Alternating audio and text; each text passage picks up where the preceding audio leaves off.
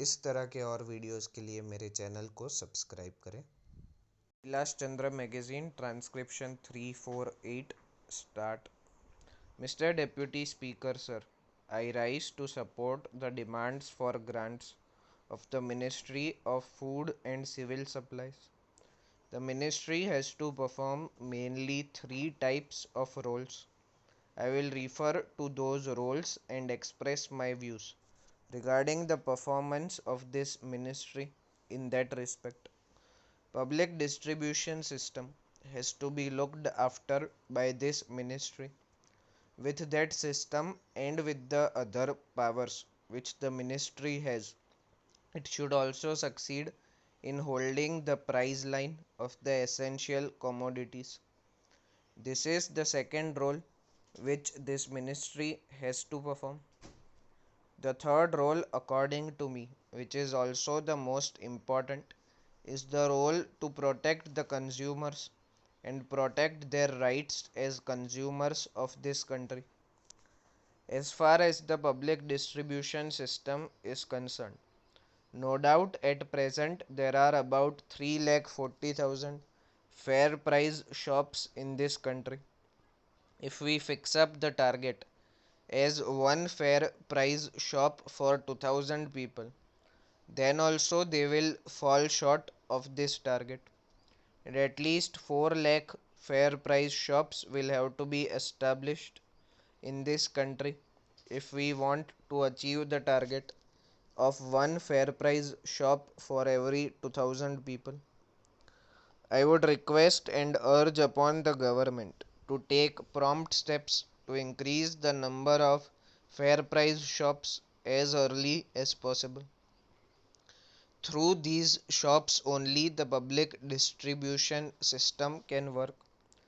We can reach every nook and corner of the country with all the essential commodities which are required for a common man. Another problem with respect to these fair price shops, which I would like to put before the government, is that at present the fair price shops have not become a viable proposition.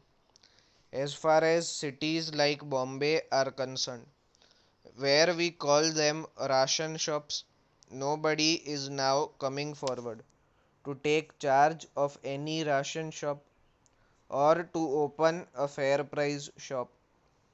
Therefore, rethinking will have to be done in order to make these shops more viable. Some more margin will have to be allowed, some more facilities will have to be given. As far as Bombay is concerned, shop premises which are not available in Bombay have to be provided. In this respect, rethinking will have to be done, and more fair price shops will have to be encouraged and established. In view of the time which is at my disposal, I will not go into the details of this, but I may urge upon the government that production of bumper rabi crop may not generate a sense of complacency, and we should still concentrate on these fair price shops as far as the whole country is concerned. The most important subject which prompted me to speak on this is the rights of the consumers, which are not properly protected at present by this department. We passed the Consumers Protection Act 1986 and it came into force from 24th December 1986. I would like to know whether every state has established the consumers forums which were contemplated under section 7 of the act, and what is the state of the national forum which was supposed to be established under section 5 of the act. I am told that the forums which are formed are so unhealthy, with the result that I do not think hardly any meetings are held by these forums and no purpose is being served by establishing these forums. Therefore, I will urge upon the government to look into the matter and to implement the provisions of this Consumers Protection Act 1986 more carefully and with more vigor.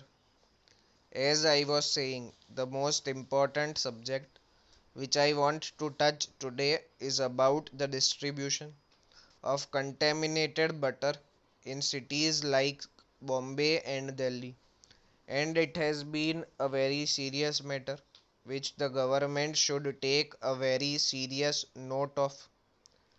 I am told and I am sure that the Supreme Court has now decided that there is no danger about the consumption of these articles. I would point out in the first place that nothing has been decided by the Supreme Court as far as the consumption of Irish butter is concerned. They have expressed certain views, and ultimately the whole writ petition has been dismissed or decided on the ground that the judicial proceedings of the nature initiated is not a proper remedy for determining such matters, and therefore, really speaking, the Supreme Court has not decided these matters, though they have expressed certain views.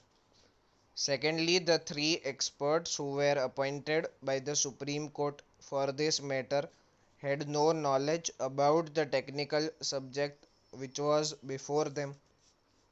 We are not taking a note of the opinion of these experts, and therefore I would urge upon the government to take a very serious note of this and to stop distributing this contaminated butter either in Bombay or in Delhi.